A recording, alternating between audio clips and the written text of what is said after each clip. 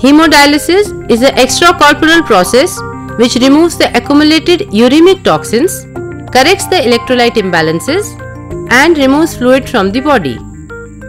The blood and dialysate are separated from each other by a semi-permeable membrane permitting solute and water transfer through the process of diffusion and convection. The integrated system of hemodialysis machine allows the operator to control the blood and dialysate circuits and monitor important variables associated with hemodialysis.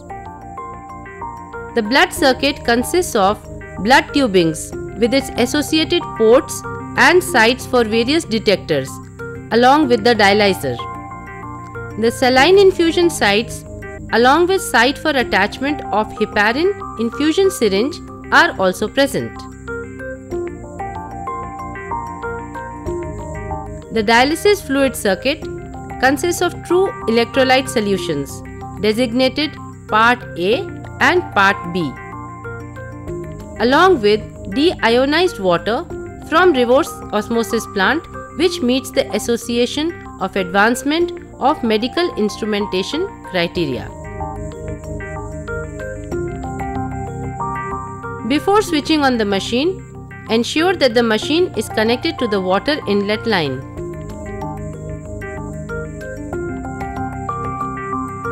Switch on the machine by pressing the on-off switch, usually located on the upper left corner of the machine. The front panel of the machine usually has a screen controlling the various functions of the machine. Once the machine is switched on,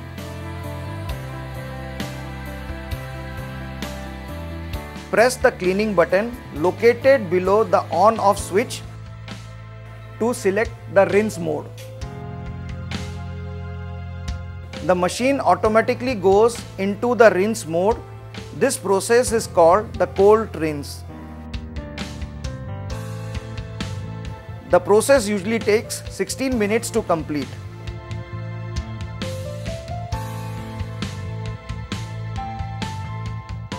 Once the rinse function is completed, the machine will give an alarm.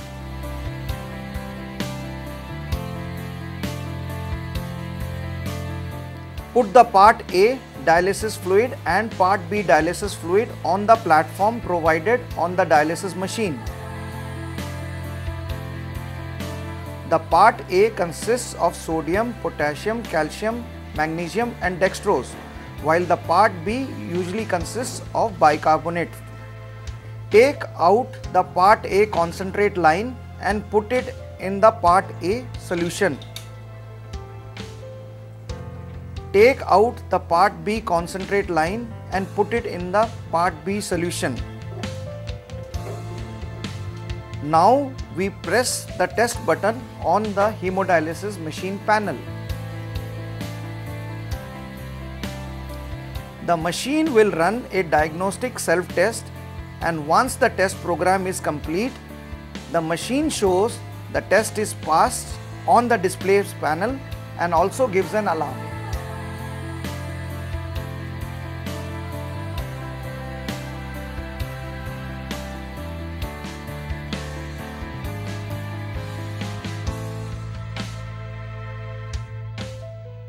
Once the self-test is completed, fix the dialyzer in the kidney holder.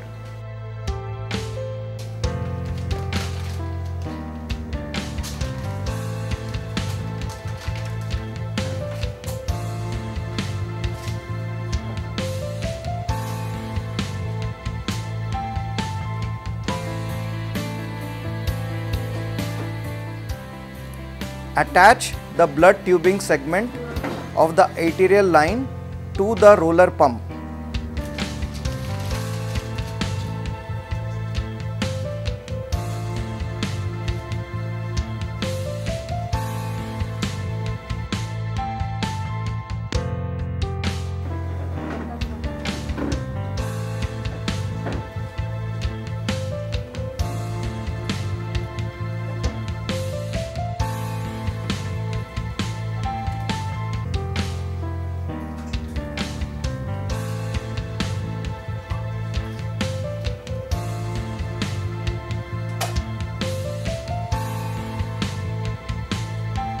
Next, attach the venous chamber to its holder.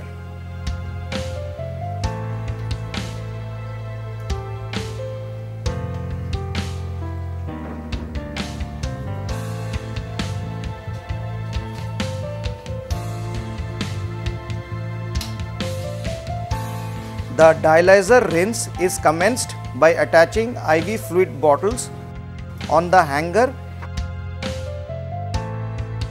and connecting it to the pre-pump segment by IV sets.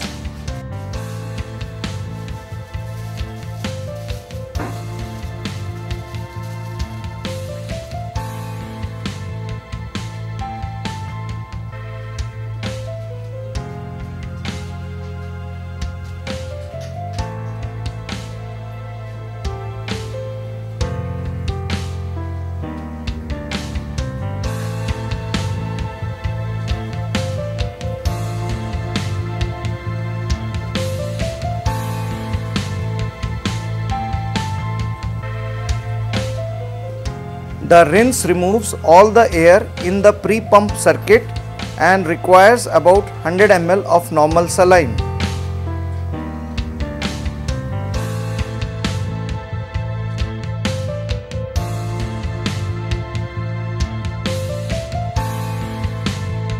The rest of the circuit is rinsed with normal saline running through the roller pump at a rate of 150 to 300 ml per minute.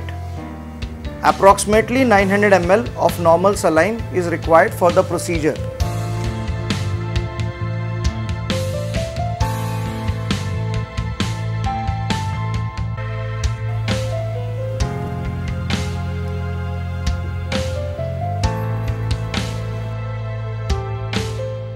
At this point, it should be noted that the dialyzer is inverted, so that the venous end, the blue end, is on the top and it is gently agitated to remove all the air trapped in the circuit.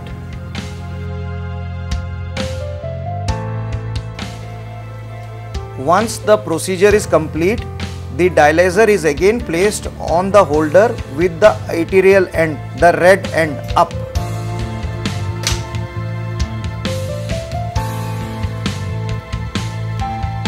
The dialyzer port on the dialyzer should be now connected to the dialyzer knob in an counter current fashion.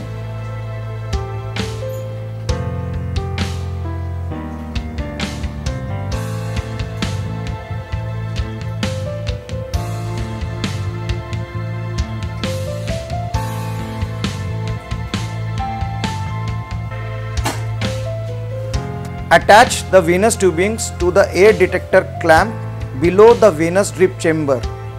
The venous drip chamber is equipped with a solenoid valve to detect air, and once air is detected, it automatically clamps the venous line and stops the blood pump.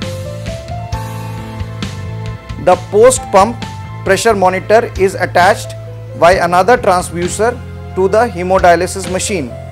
These monitors guard against the excessive increase or decrease in the pressure in the dialysis circuit. The machine is equipped with alarms set to cutoff limits.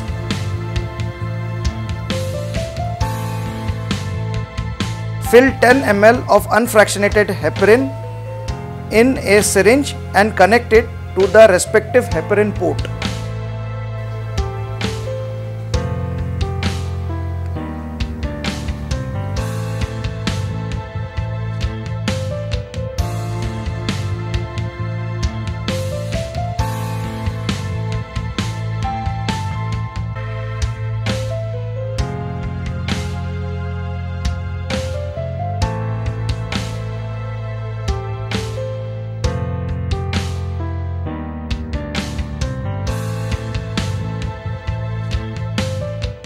The machine has been primed for hemodialysis, and now we shall come to the cannulation of the AV fistula.